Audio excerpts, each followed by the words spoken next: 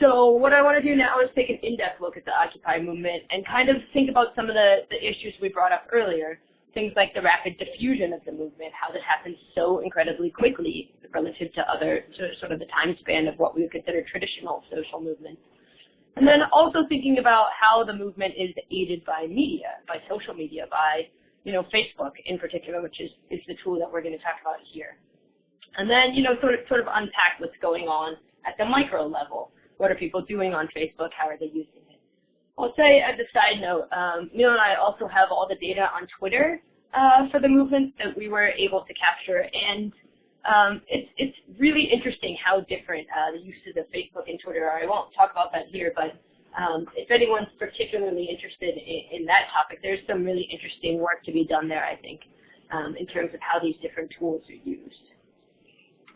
All right, so I'm going to sort of talk through the history of the Occupy movement. I don't venture to know how much some of you know, so if this is repetitive and you feel like you're pretty knowledgeable about the movement, I apologize, but I think that some of this is a good setup for sort of thinking about what it means that these different things arise, which I'll talk about later on Facebook through the movement.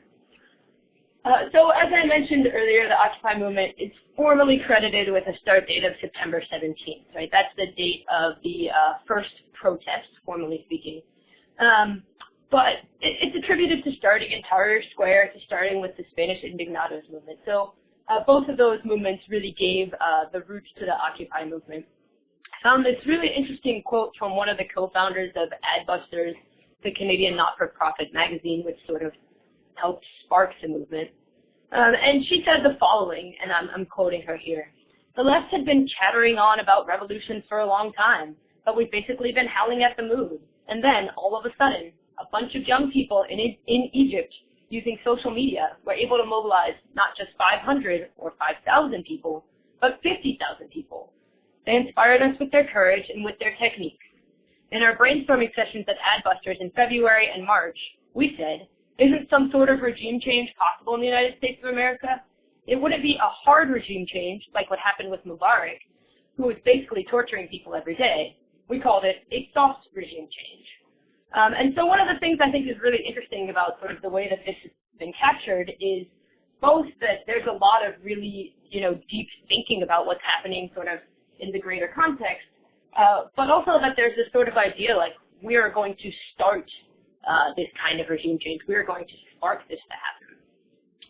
So the other major influence for the Occupy movement, which I think is pretty relevant here, is the Spanish Indignados movement. So this is also kind of parallel to the structure of the Occupy movement. What happens in the Indignados movement, which comes first, is that it's peaceful protests in public spaces. And as you can see from this picture, it attracts a really large following. And so similar to the Occupy movement, the members all agree that reform should happen in the country. They think that this is time for reform, that we're right for reform. But they don't exactly have a set of goals. They don't all exactly agree on what that looks like or how it should happen, which has been a major criticism, or at least had been a major criticism of the Occupy movement. And also the Indignados movement utilizes consensus principles. They look for ways that they can come together to figure out how to increase democracy and employment in their country, and how to do that with really a consensus model, with saying we're going to agree on some of these elements, and we're going to bring them together, and we're going to put in that approach. And so they also had many protest sites across the country, spurred a lot of sort of solidarity protests besides these large ones that were happening in sort of city centers. And so that model ends up being pretty influential for Occupy Wall Street. So as probably most of you have seen, is the Adbusters first release about Occupy Wall Street. And so, there's this background. There's this background of what's going on in the rest of the world and what has been going on in recent years. And against that, the Adbusters, again, this Canadian not-for-profit magazine, releases this ad, right? Hashtag Occupy Wall Street. Are you ready for a Tahrir movement? On September 17th, flood into Lower Manhattan, set up tents, kitchens, peaceful barricades, and occupy Wall Street. So this comes out July 13th, 2011. Some people say this is the start of the movement. Some people say it's the protest or it's something more formal in organization. But without a doubt, this is a really influential sort of piece of media. And the September 17th, this date that they put out ends up really sticking and being really influential.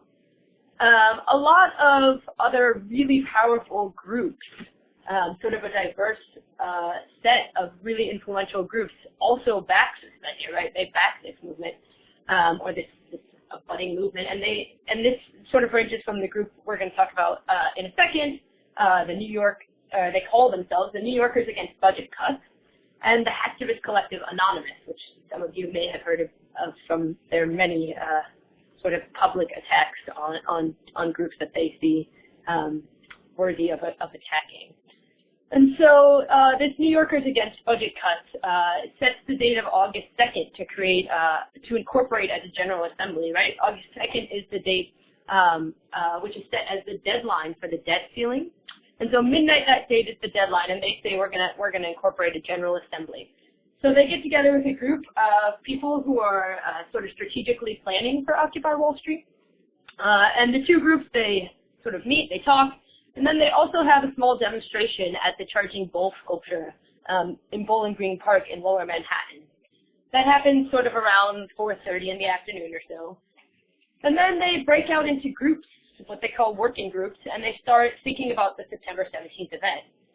So really early on, this sort of sets up the format for how the Occupy movement ends up pretty much functioning, right, in structure across time.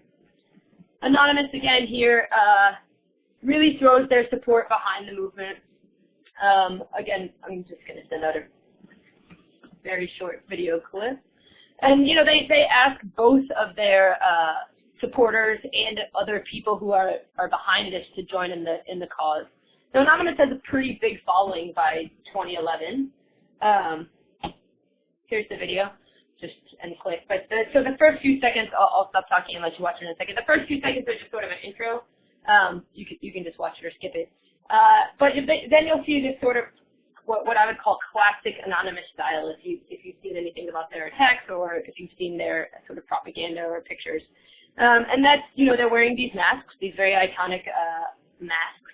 Guy Fawkes masks, and they're saying this "We Are Legion," which is sort of their coined phrase. And this headless suited guy, these sorts of like very evoking images which make you think of Anonymous. And so they're sort of throwing their support behind the movement. If you want to take a look for I think it's about a minute, this is pretty interesting too.